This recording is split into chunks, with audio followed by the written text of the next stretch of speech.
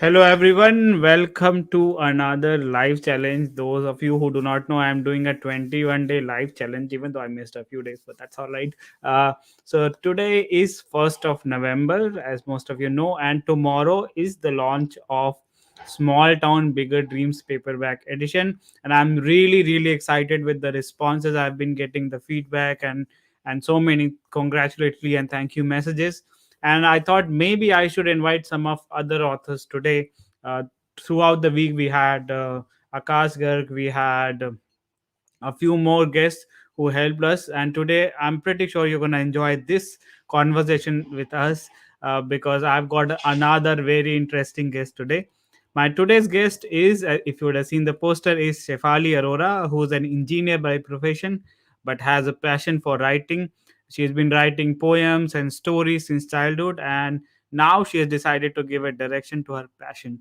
Her recent release, Dare, Dream, and Travel, was endorsed by the CEO magazine, and her previous work, The Infinite Road, won her several accolades such as the Best Debutant Fiction Award, Most Promising Author Award, etc. etc.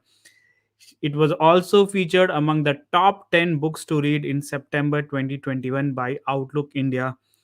Besides, several media portals and literature fests highlighted her work, like Pune Literature Festival, The Dispatch, and Noida Times. Her work also includes a book on haiku and short poem, A Paradise of Thoughts. Let's welcome together Shefali Arora. Shefali, thank you so much for joining us today. Thank you so much for having me here and many congratulations for Small Town Bigger Dreams. Thank you so much. I'm really excited you're here and we can talk about your book. So before we go on to Dare Dream Travel, tell us a little bit more about your background. Even though I read the introduction, but tell us what has been your background and what kind of work you have been doing recently. Okay, so basically, I have always been in the technical background. I have been in computer science, and currently, like, I'm pursuing my PhD in computer science, and also I'm a lecturer currently. But writing is something that has been my passion since childhood, as you mentioned, and so I wrote a lot of articles, poetry, and I wanted to be a published or writer someday. So that went side by side. And when I was like back in the year 2017, I self-published A Paradise of Thoughts. I compiled all my short poems and published it. That was where I started, where I Hmm. ventured into the publishing domain. And then my next book was The Infinite Road, which is my debut work in fiction. And so there was some plot in my mind. I decided to venture into traditional publishing with this. So it took some time, but it came out in 2020.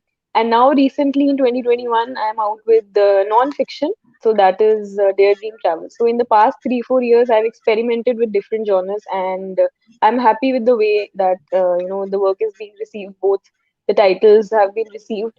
So I think that's the journey till now, and I hope it continues that way in the future as well.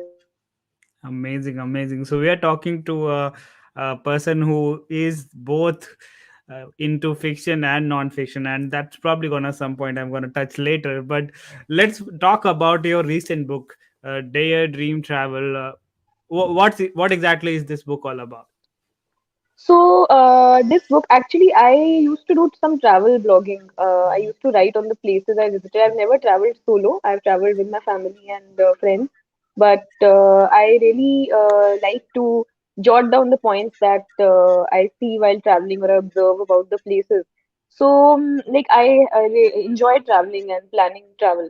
So it struck my mind that what about covering the stories of women who travel on their own? Because what happens is if I would like to travel solo, I would personally, I think there would be a lot of constraints, safety, societal pressure that, why you are traveling solo.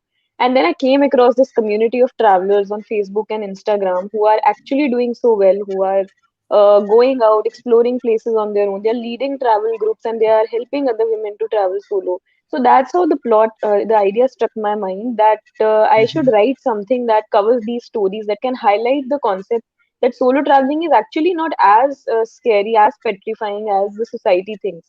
And so there are 15, 16 stories of these women travelers who I came in touch with them, heard their stories. We had lots of brainstorming sessions, and then shaping up their words, shaping up their journeys.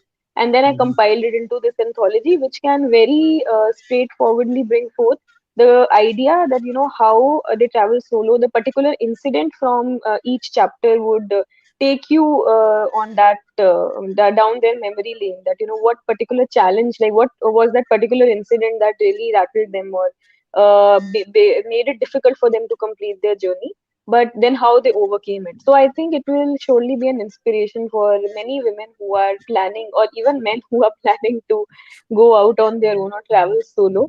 But yeah, highlighting women was the main concern, because I think because solo travel is not something which is too acceptable as of now. Like True, true, going true. out alone, women going out alone, and it's not safe also, definitely. But there are ways out how you can plan and travel on your Awesome, awesome. So I'm going to ask you, because I'm now intrigued with the description that you provided.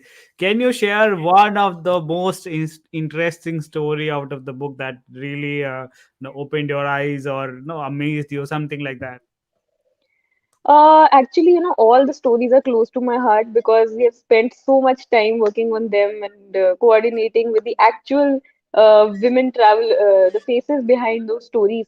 So I think my favorites, I have two, three favorites. The one which talks about road tripping, that is by Sandhya Suri. She is retired. She's a retired Navy officer, and she Mm-hmm. has given so many insights on how she has been going on road trips from to as far as Vishakhapatnam from Delhi. So it was, Wow. when I wrote that, it was spine chilling for me as well. And then there is another story of so I won't reveal the details, but yes, I can Yeah. give the background that how. And then there's another story of Virali Modi. She's a very popular motivational speaker, and she talks about the rights of disabled people. She is Mm-hmm. disabled, and she shares how once when she was traveling on her own, she was harassed by the airport authorities, and she had to get out of that in a very tactical way so as to, reach her destination. So that was also something that I really touched me when I was writing, that what all different situations are possible when women are traveling. Wow, I'm indeed intrigued. I have the Kindle copy of the book when it was available, and I do plan to read it in coming weeks after this launch is done. I'm really looking forward to. But yeah, And same for your book. It's in my TBR. I've I seen know. and heard so much about it. I'm just waiting to start it. Thank you so much. Now let's come back to one thing that I said I will come back to. Is you have done both genre fiction as well as non-fiction, and what has been, I won't say when you write something it becomes part of you, and I'm not going to ask you which one is your more favorite and all, but what do you think is the fundamental difference between fiction writing versus a non-fiction creative writing? So when I was, from my experience, when I was writing fiction, I was transported to my own world where I had my own plot and the characters, Anokhi and Alunkrita and everyone, and I had to weave the characters and the story as per, what was going on in my mind. So I was completely to myself. I was in my own world of thoughts and penning down and then re-editing, writing, re-editing, and everything. But when I was writing non-fiction, because we are talking about the actual people, or even if you are not, you are writing about some facts. So in my case, when I was talking to the travelers or shaping their journeys and then getting it approved that okay, you want this, you Hmm. don't want this, because in a non-fiction, your background details, all the research work, all the Right. actual facts, they must be precise and correct. Because if they are wrong, then obviously somebody will make an objection, or someone would not be able to relate to it, or because in fiction it's more of your imagination, plus if you have some daily observations and your imagination, fiction is a figment of that.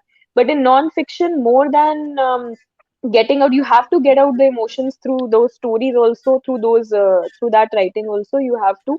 But it is important that everything is in place. So that is what I felt, that while writing non-fiction, it was more of an effort coordinating with the travelers, getting checking and rechecking the facts, whether it is right or not, whether I've expressed it in the right way or not, because they might not be interpreting it in the same way as I interpreted it.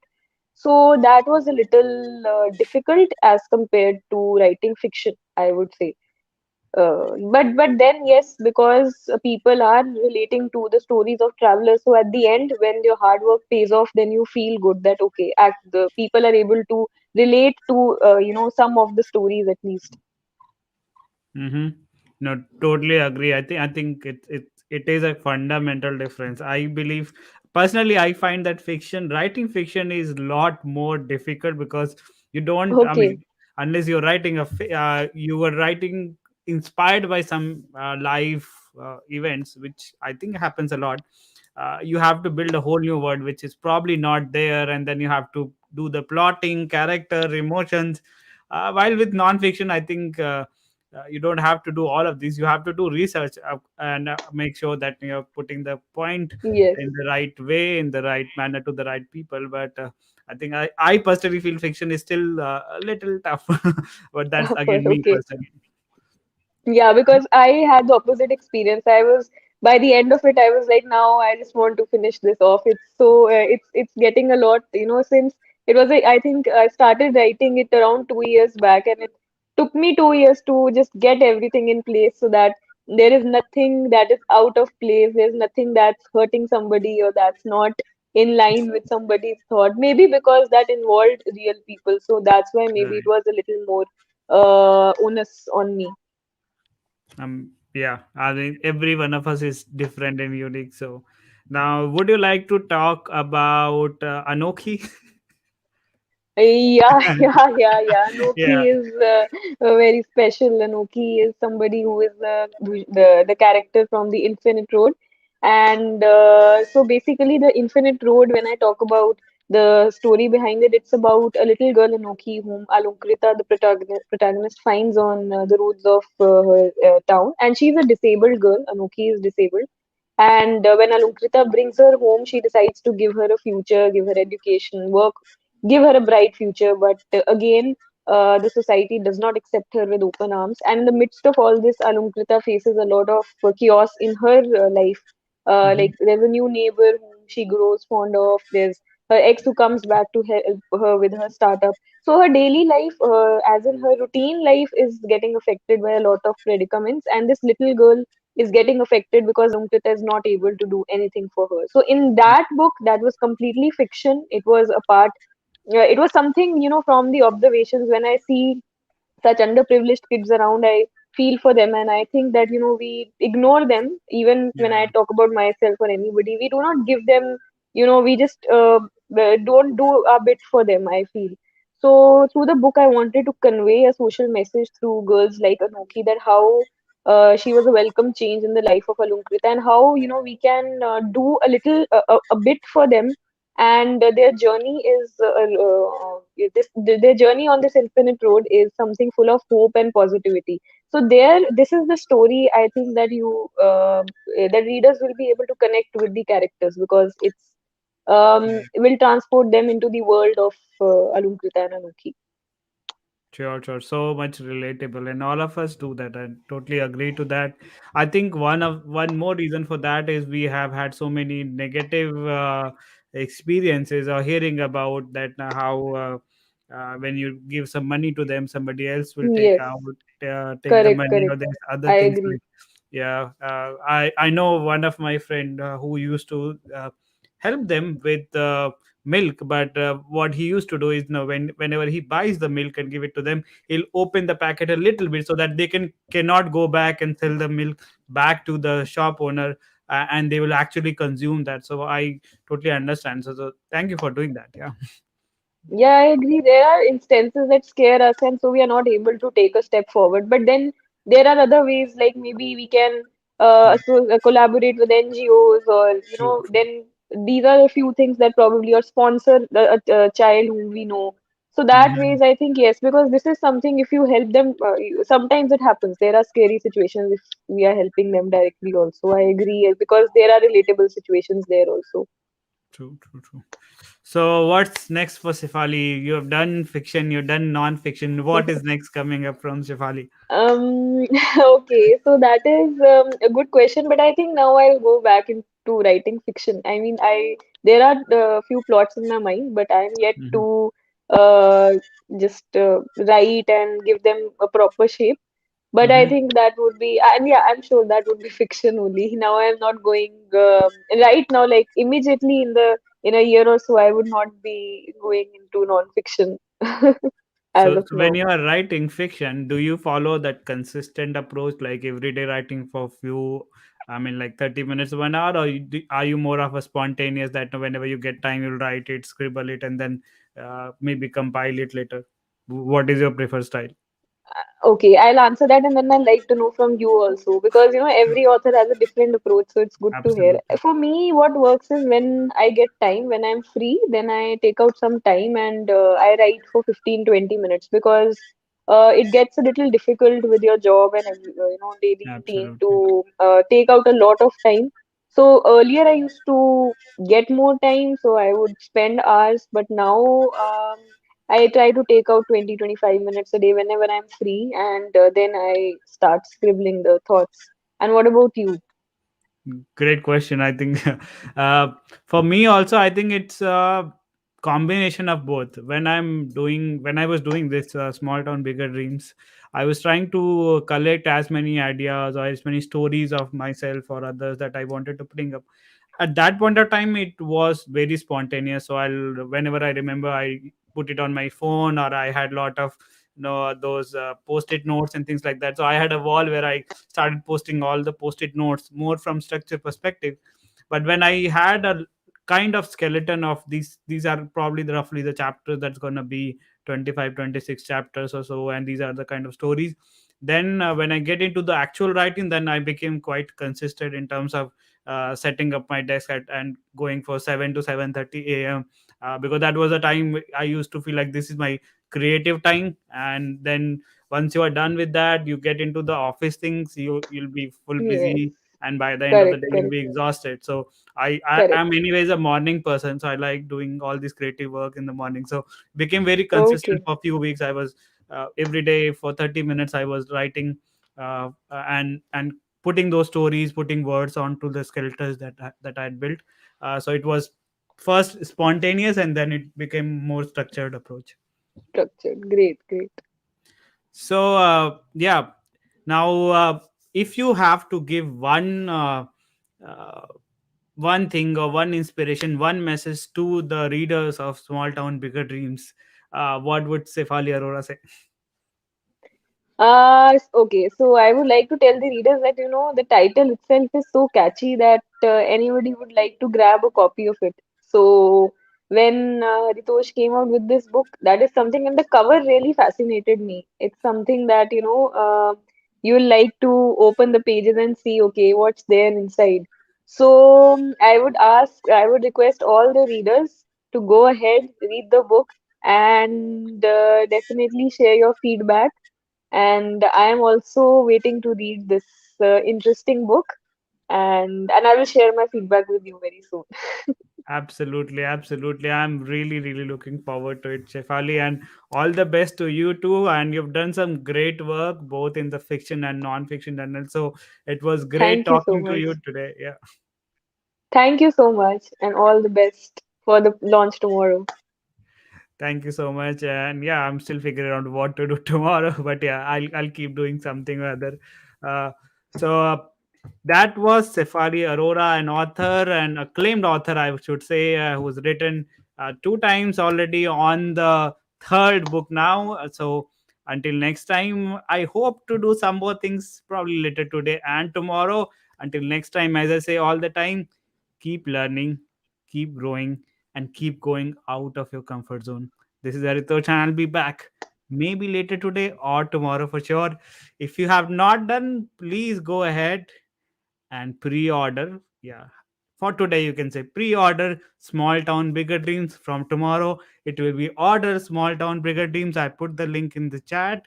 And I'm really, really looking forward to thank you all for your support. Thank you to all the guests that have been there, and I'm really looking forward to some more guests. So until next time, take care, stay safe, stay blessed.